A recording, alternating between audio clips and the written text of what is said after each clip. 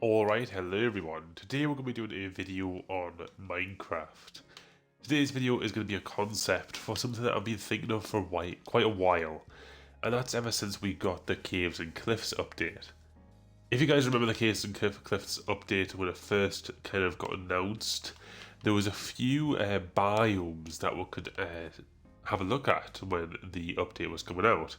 And that was the Lush Caves biome, the Dripstone Caves biome, and then just the normal caves, as well as the Deep Dark as well. And that was it. That was all that we got. And in my opinion, there's so much variety in biomes on the surface. You know, we have the taiga, and we have the large taiga one, whatever that's called over there. Then we also have the beaches and the deserts and the plains, the forests have so many biomes, and obviously the hill variants of each one as well. But when we get into the caves, there's not really much variety. I think there could definitely be more.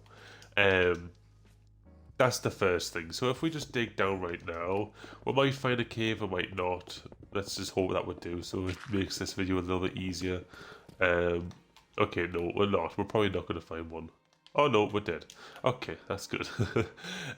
So this one looks to be a very, very shallow cave. It looks to be like one that's going to probably lead to nowhere. Let's have a look. Oh no, it does. It intersects with a larger cave, as you can see right here.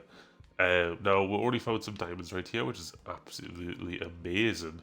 But the problem is it's all the kind of same thing, you know?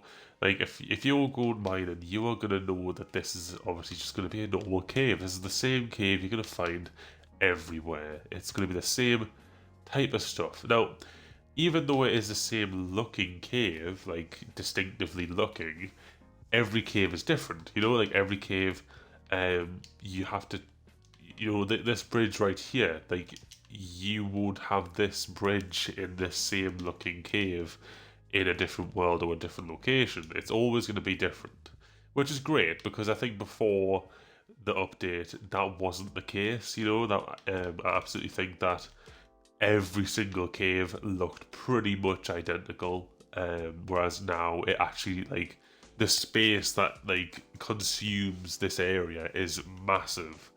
Now with the update as well, what basically got announced is that the height limit was being extended, not only upwards but also downwards as well. There's another diamond here. Okay, hello, the diamond. But what that obviously means is that we get this whole deep dark area here, and I was like, wow, that's going to be really cool to explore. But all that really came from it was the kind of like, well, yeah, the deep dark, like this. I don't know what this would even be called, like the deep stone like layer, like the deep caves. I don't know, but all that really came from it was the deep dark and that like one single biome. And I really think it would be like pretty damn cool if like the further and further you go down, the harder the mobs were. Because currently there isn't really much progression in this game.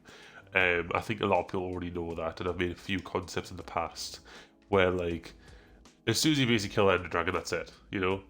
But I would really like to see the caves like really get to that progression, and I think that the Trials update really helped with that a little bit. However, you can find the trial dungeons anywhere underground, and I really think if there was like, this is the main concept coming in right here, if there was essentially an infinite y-axis. If you see the position in the top left hand corner, you guys know that the x-axis and the z-axis can go to 30 million each direction. Essentially infinite. But the y-axis can only obviously go down to, as you'll see right here, to y64, but y minus 64, and then you just hit bedrock, and that's it. So why is that? And obviously to answer that question, it is because rendering.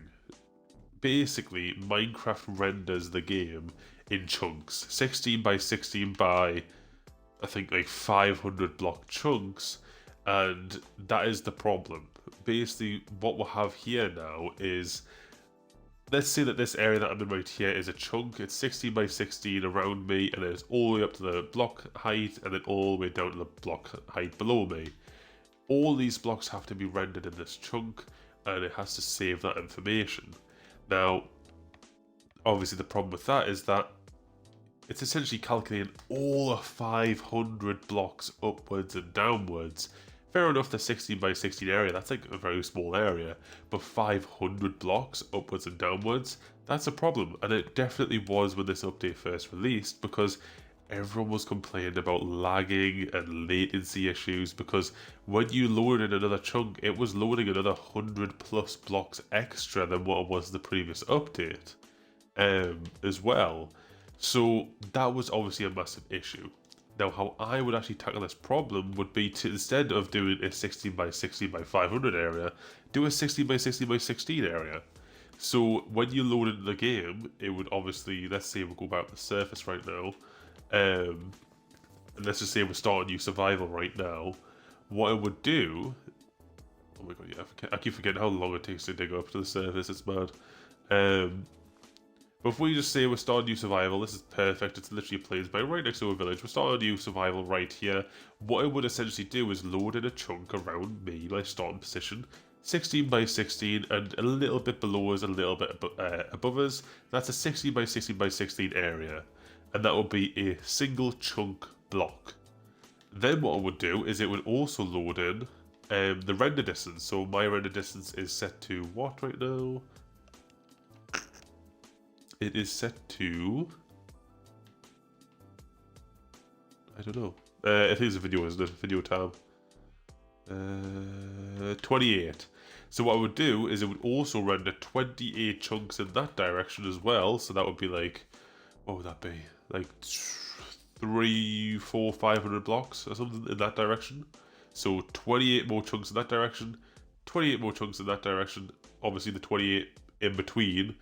So 28 chunks all the way around, 360 all the way around, but also it would do the same above. So above as well, 28 chunks that way, all around, 28 chunks all the way around, and down below as well, 28 chunks all around that way as well. Rather than doing 28 chunks this way, this way, this way, this way, this way, but also them chunks individually being loaded 500 blocks in the y-axis upwards and downwards, it's only going to load in the things that really matter. So yeah, that's how I would personally do it, and why that is significant is because then we can have a full 3D map instead of a 2D map on areas of a map that you have loaded. That could add in a lot of cool new features, like for example, like maps that are actually 3D, and that would be really cool to like build a 3D map of areas you've actually explored, like a little, like, imagine having like a room with like a little cube in the center, and it actually shows like a map, but it would actually show like the caves that you've explored on the map and the areas on the surface that you've explored. That would be really sick, in my opinion. But obviously, we can only hope. But what the main feature that I would like to come from this is infinite caves and infinite terrain generation below you, and infinite height as well. You can build up to 30 million if you want to, and that's what I would love, because currently people like to build huge, and I mean huge structures, and having a build limit at all is terrible. Like, you know, I think some people have started to resort to making a void world to then build their structures essentially 90 degrees. So like, if you would imagine like a structure right here, but it would be facing, the top part would be over there. So essentially you would take a picture of it from all the way back here and then just rotate it.